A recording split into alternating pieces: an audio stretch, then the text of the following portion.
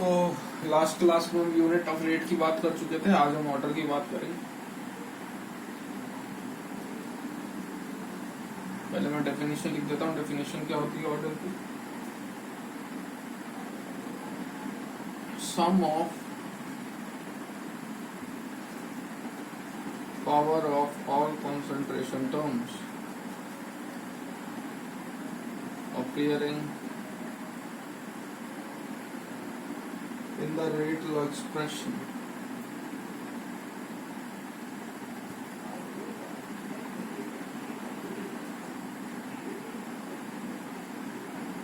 is known as order। कहने का sense क्या है? जैसे आपके पास सपोज एक रिएक्शन है A plus B plus C gives product, समझिएगा। हमने लास्ट क्लास में दे रखा था कि रेट जो होती है वो डायरेक्टली प्रोपोर्शनल होती है किसके? Concentration raise to the power order के। तो उस बेस पे मैं क्या लिख रहा हूँ वो समझिए। मैं रेट डिफाइन करूंगा with respect to A, then with respect to B, then with respect to C, तीनों के लिए इंडिविजुअल, ठीक है। तो बाय एक्सप्रेशन जो अपन ने लास्ट क्लास में पढ़ा था, मैं लिख रहा हूँ that rate is directly proportional to A raise to the power P. What is P here? Order with respect to A, and this order can be positive, negative or zero। कुछ भी हो सकता है, पॉजिटिव हो सकता है, negative हो सकता है, जीरो हो सकता है, फ्रैक्शनल हो सकता है, anything. Similarly, I am defining it with respect to B and C2 are directly proportional to B की power Q and are directly proportional to B C की power R। Okay, what is B की power Q? Q stands for order with respect to B and R stands for order with respect to C।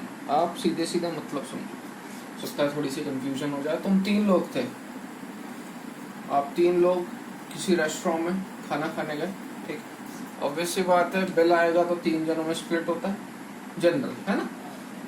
Bill आएगा तो तीन जनों में split होगा। अब ऐसा तो नहीं है कि भैया तुम तीन लोग खाना खाने गए हो रेस्टोरेंट में, तीनों में बिल स्प्लिट हुआ है, दैट डज नॉट मीन कि आपने तीनों ने इक्वल क्वांटिटी में खाना खाया।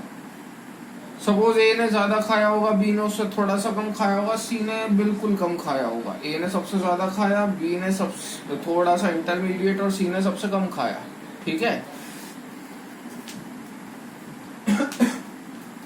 इसका मतलब वो जो आपका टोटल बिल आया उसमें सबसे ज्यादा हिस्सा किसका है? ए का।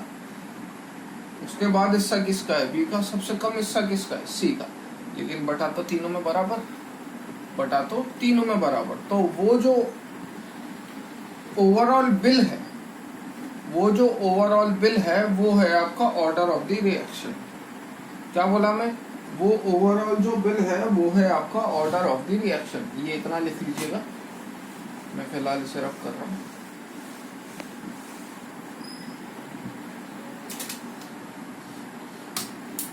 मतलब रेट जो है वो डायरेक्टली प्रोपोर्शनल होगी ए की पावर पी, बी की पावर क्यू, सी की power are.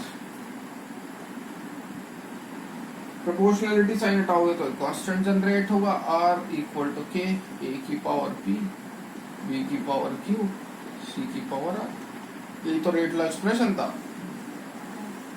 Are equal to के, concentration raised to the power order। This is known as what? Rate law expression, RLE, है ना।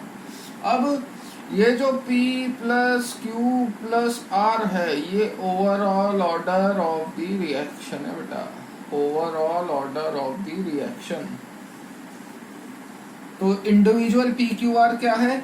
इंडिविजुअल PQR इंडिविजुअल ABC की capacity है। अपन ने क्या बोला? उस बिल में सबसे ज्यादा कंट्रीब्यूशन किसका? ए का। तो ए की पावर सबसे ज्यादा, फिर किसका, बी का, तो बी की पावर, उसके बाद सबसे कम किसका, सी का। कहने का मतलब ये है overall order of the reaction P plus Q plus R, यानी कि आपका टोटल बिल, उसमें ए का कंट्रीब्यूशन कितना, पी, बी का कितना, क्यू, सी का कितना, आर। इन तीनों में से कोई भी बड़ा हो सकता है। क्लियर है? होपफुली बात इतनी क्लियर। चलो आगे बढ़ते हैं।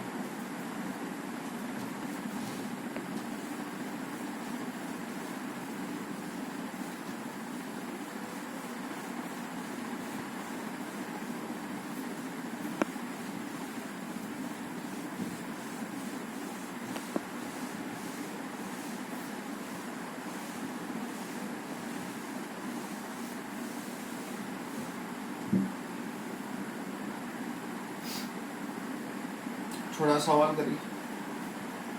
For a particular reaction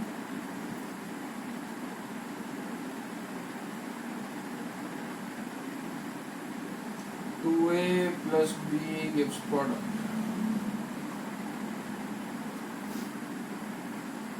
order with respect to A is 2 and with respect to B is -1। First part बोल रहा हूँ राइट RLE माने rate law expression. Second, total या overall order of the reaction. ठीक, बहुत सीधा साधा सवाल है, इसमें करने जैसा कुछ खास था नहीं। रेट लॉ एक्सप्रेशन लिख लो। रिएक्टेंट के कोएफिशिएंट से कोई मतलब नहीं है ना, रिएक्टेंट के डायरेक्टली प्रोपोर्शनल होगा, आर डायरेक्टली प्रोपोर्शनल टू ए और बी। ए के रिस्पेक्ट में ऑर्डर उसने कितना दे रखा है 2 और बी के रिस्पेक्ट में ऑर्डर कितना दे रखा है -1। ये मेरा रेट लॉ एक्सप्रेशन हो गया। प्रोपोर्शनलिटी साइन हटाओ, कांस्टेंट लगाओ, a2 b की पावर -1। ओवरऑल ऑर्डर कितना हो गया? क्या सर इसका स्टोइचोमेट्रिक कोएफिशिएंट से कोई रिलेशन है? ना, जीरो, कोई रिलेशन नहीं है। अपना दिमाग चलाने की जरूरत नहीं है, जस्ट प्योर कोइंसिडेंस। जो स्टोइचोमेट्रिक कोएफिशिएंट है ए के रिस्पेक्ट में वो ऑर्डर है, बी के रिस्पेक्ट में तो वो भी नहीं है। ठीक है ना, कई फालतू दिमाग लगाने लग जाओ, मतलब है साइन वाइन में कुछ नहीं है। ठीक है, इसी का सेकंड पार्ट है, इसी का सेकंड पार्ट है। उसने पूछा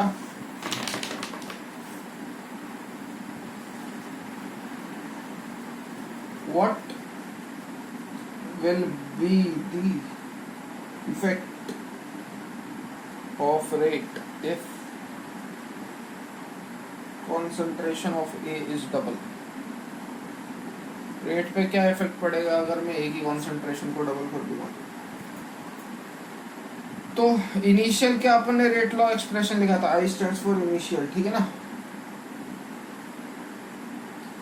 आर आई बराबर के, फर्स्ट के लिए लिख देते हैं a1 की पावर 2 और b की पावर -1, क्योंकि b में तो कोई चेंज करा नहीं। उसने क्या पूछा, a पे बता दो क्या इफेक्ट पड़ेगा अगर मैं a लिख देता हूँ, a पे बता दो क्या इफेक्ट पड़ेगा अगर मैं उसकी कॉन्सेंट्रेशन को डबल कर दूँ। तो सेकंड क्या बोला वो, what will be the effect on rate, यानी कि RF बोला है। बताइए RF पे क्या इफेक्ट पड़ेगा कब, जब आप ए की कॉन्सेंट्रेशन को डबल कर दोगे। बी के लिए कुछ बोला क्या? नहीं, रेशो ले लो।